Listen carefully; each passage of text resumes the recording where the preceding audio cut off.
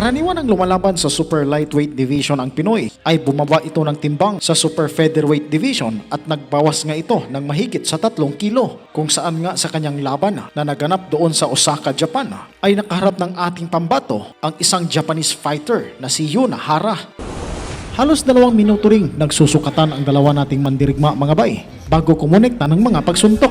Halatang kabado itong Japanese fighter para sa ating kababayan at hindi nga ito basta-bastang sumusugod at naghihintay na si Gary Tamayo ang unang gumawa ng hakbang.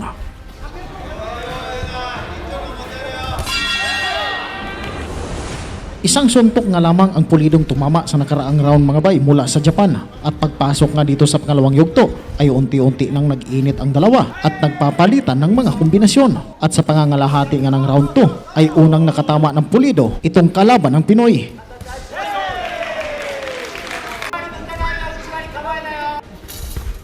Sa segundong oras na titira sa round 2 ay nakamawi rin ang body shot si Tamayo.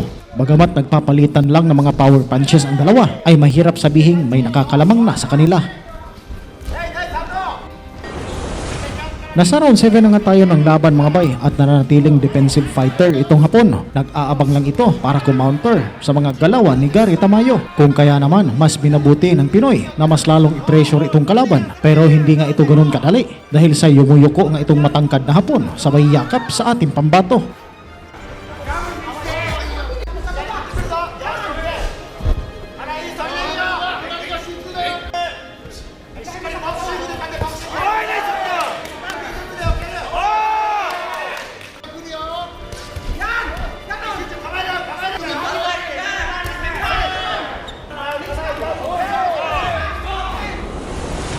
Hanggang sa umabot pa nga sa last and final round ang sagupaan ng dalawa.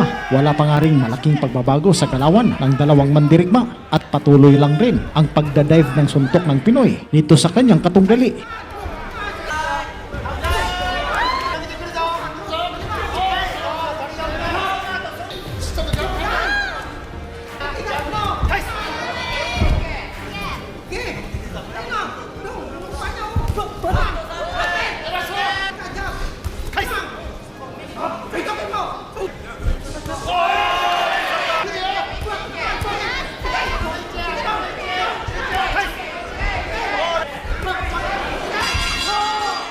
Natapos ang bakbakan na ito mga bay nang walang bumagsak sa dalawa. Kaya punta na nga tayo sa scorecard ng mga hurado. Isang judge mga bay ang nag-score ng 76-76. Ang isa naman ay 74-78 at ang isa ay 77-75. Kaya ang resulta ng laban, isang split draw o tabla. Daghang salamat mga bay, hanggang sa dulo hindi pa rin kayo bumibitaw. Nais ko pong malaman na yung reaksyon sa aking video. Nagkikomenta na po sa baba at babasahin po natin yan. Daghang salamat at sa Diyos ang lahat ng papuri.